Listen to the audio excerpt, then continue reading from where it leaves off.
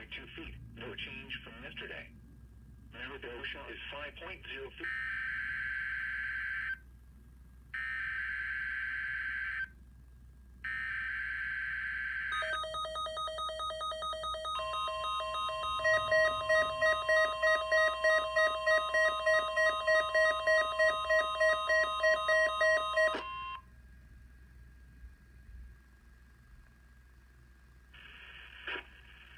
This is a test of NOAA Weather Radio's warning alarm systems.